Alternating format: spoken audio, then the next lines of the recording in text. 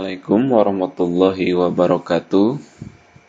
Pada kesempatan kali ini kita akan bersama-sama mencoba mempelajari aplikasi baru, yaitu aplikasi Eraport Kurikulum 13 untuk jenjang SMP versi 2022.1.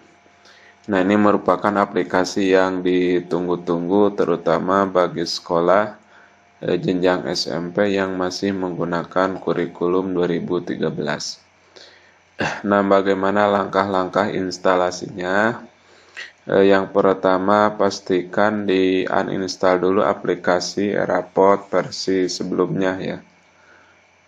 Kemudian setelah di uninstall versi sebelumnya, silakan download aplikasi terbaru, yaitu masuk ke Google Chrome di alamat link tr.ee/eraport.kurikulum 2013.SMP. Nah, di sini Bapak Ibu bisa mendownload installer, kemudian juga manual aplikasi dan panduan pembelajaran dan asesmen kurikulum 2013. Jadi kurikulum 2013 ini ada perubahan di dalam pembelajaran dan di dalam asesmen. Makanya aplikasi Eraport pun berganti ya. Nah, setelah di-download, kemudian di-ekstrak ya installernya, kemudian klik kanan, kemudian pilih run administrator ya, atau install. Nah, setelah terinstall, nanti di shortcut ya, tinggal double klik. Nah, ini logonya sekarang logo Tuturi ya, tinggal di double klik Eraport SMP, maka nanti akan muncul dashboard seperti ini ya.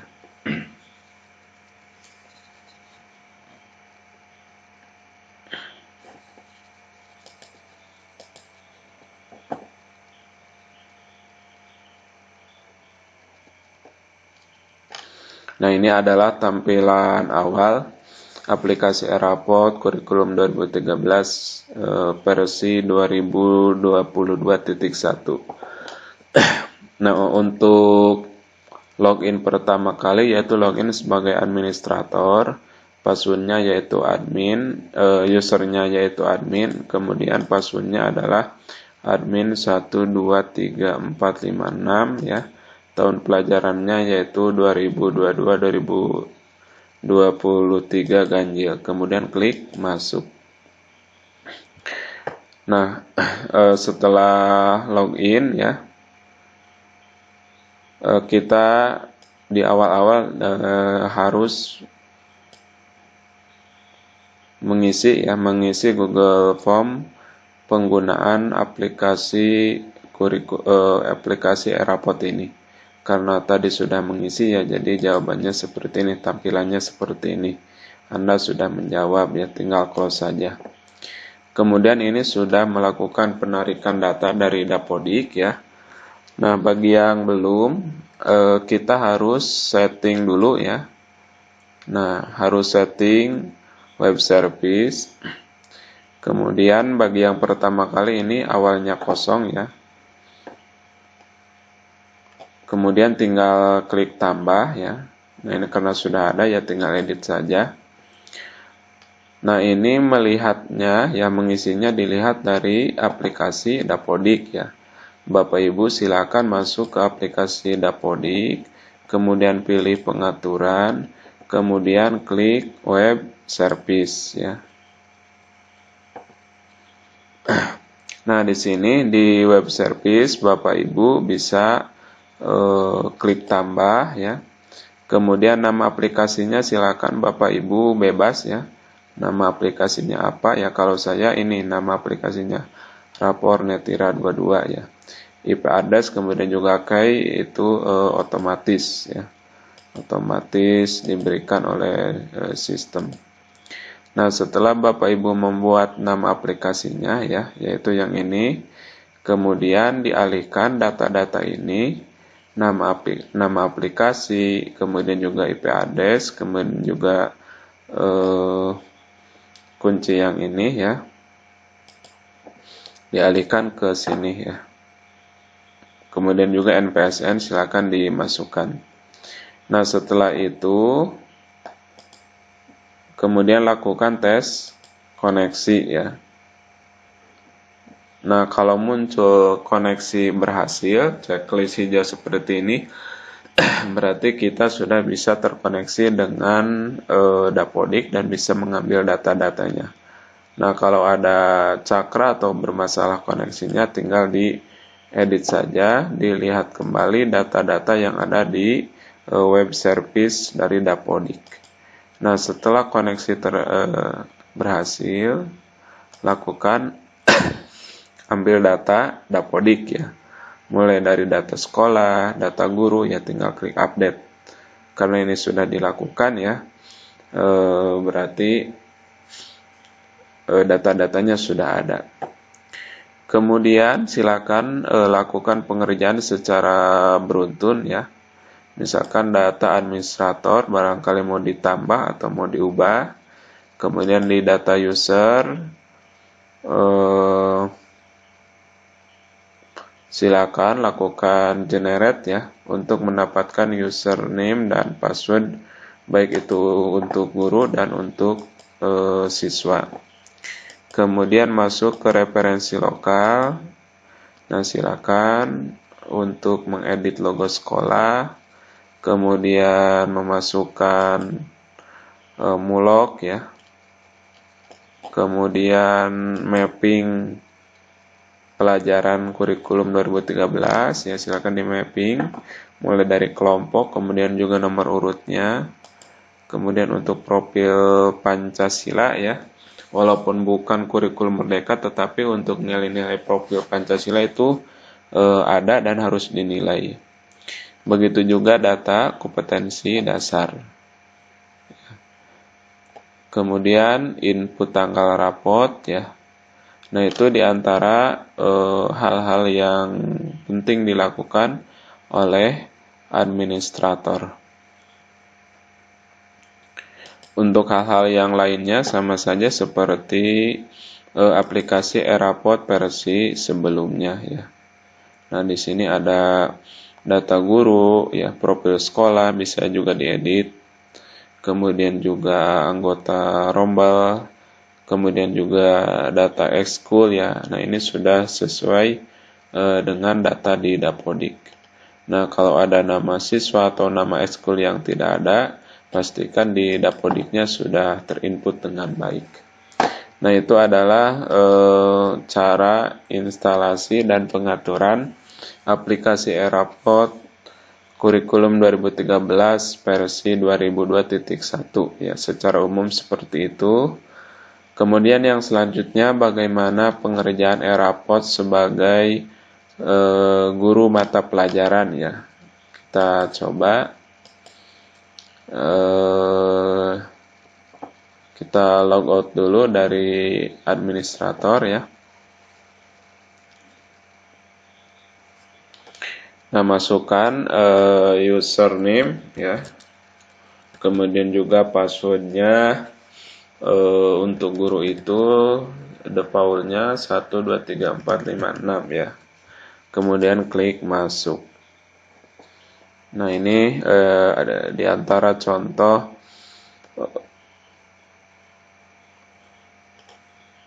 sebagai guru mata pelajaran ya. Yang pertama, silakan ubah password ya, barangkali mau dirubah. Setelah itu klik data kompetensi dasar. Misalkan kurikulum 2013, kemudian bahasa Indonesia.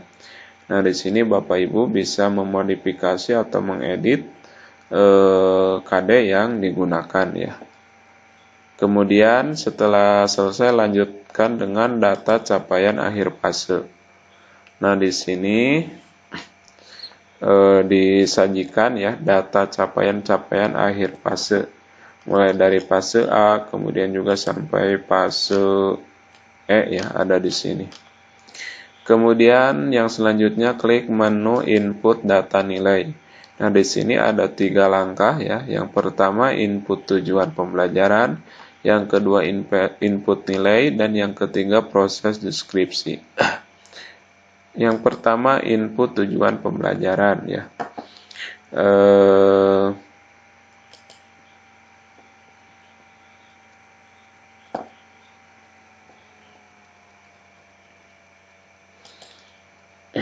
Nah, langkah-langkahnya ya, ini contoh saja.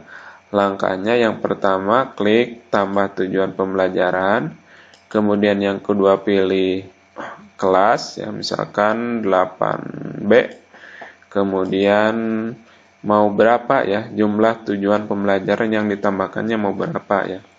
Silakan misalkan 3 ya, contoh ini.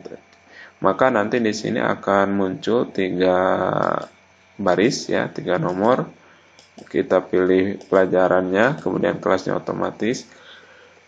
Kemudian silakan di sini diisikan tujuan pembelajaran sesuai dengan KD tentunya ya. Nah, setelah diisi kita lanjutkan ke input nilai. Nah, kita pilih input nilai, misalkan kelas 8A ya. Kemudian bahasa Indonesia. Nah, maka di sini Bapak Ibu guru hanya memasukkan nilai akhir rapot ya. Nilai akhir. Nah, tentunya ini nilai akhir rapot ini hasil gabungan dari beberapa nilai ya, begitu nilai sumatif ataupun nilai-nilai yang lainnya selama 1 semester. Cuman di rapot Kurtilas versi terbaru ini kita hanya memasukkan satu nilai rapot, yaitu nilai akhir. Nah, silakan Bapak Ibu memasukkan nilai, misalkan 80, kemudian juga di checklist ya, capaian kompetensi yang tercapai itu apa, kemudian yang belum tercapai. Nah, ini otomatis ya, kalau di sini diklik sudah tercapai, maka di belum tercapainya hilang. Misalkan yang ini kita belum tercapai yang ini, nah maka di yang tercapainya itu otomatis hilang. Nah, setelah kita melakukan penilaian, baik itu memasukkan angka dan menceklis capaian kompetensi yang tercapai dan perlu ditingkatkan, kita scroll ke bawah kemudian klik simpan. Setelah itu kita lakukan proses deskripsi ya. Misalkan kelas 8A, kemudian pilih mata pelajaran. Nah, maka nanti otomatis ya nilainya muncul, kemudian juga deskripsi capaian kompetensi yang tercapai dan perlu ditingkatkan dan perlu peningkatannya pun ya, ini muncul otomatis. Bisa juga diedit ditambah apabila dirasa perlu. Nah, itu merupakan di antara tugas Bapak Ibu misalkan sebagai guru mata pelajaran ya. Nah, di sini kalau wali kelas ya, itu input capaian sikap ya. Nah, untuk capaian sikapnya berkaitan dengan nilai-nilai Pancasila ya. Nah, ini beriman, kemudian juga berbineka, gotong royong, mandiri, dan bernalar, kritis, dan kreatif ya. Nah, itu nilai sikap. Untuk ekstra kehadiran dan catatan wali kelas secara umum hampir sama saja dengan aplikasi e-rapot Kurtilas versi sebelumnya. Itu Bapak Ibu secara umum bagaimana penggunaan e-rapot yang sekarang. Nah, kita coba cek ya di cetak rapot hasilnya seperti apa ya.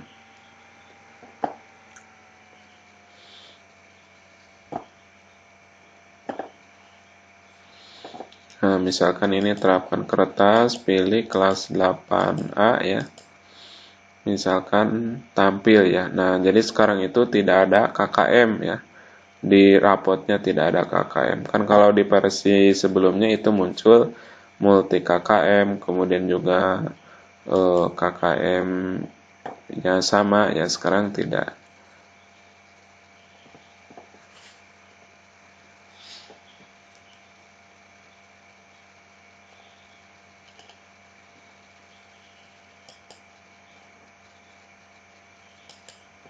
Nah, sekarang kita lihat ya. Nah, ini ya. Nah, jadi tampilan printout raport Kurutilas terbaru itu seperti ini ya. Identitas, kemudian sikapnya berkaitan dengan dimensi profil Pancasila, kemudian pengetahuan dan keterampilan ya. Jadi sekarang digabungkan. Kemudian ini nilai akhir raport ya, nilai akhir raport. Kemudian juga capaian kompetensinya seperti ini kurang lebih. Nah, itu saja untuk informasi berkaitan dengan kurikulum dengan aplikasi Rapot kurikulum 2013 jenjang SMP versi 2022.1. Sekian, wassalamualaikum warahmatullahi wabarakatuh.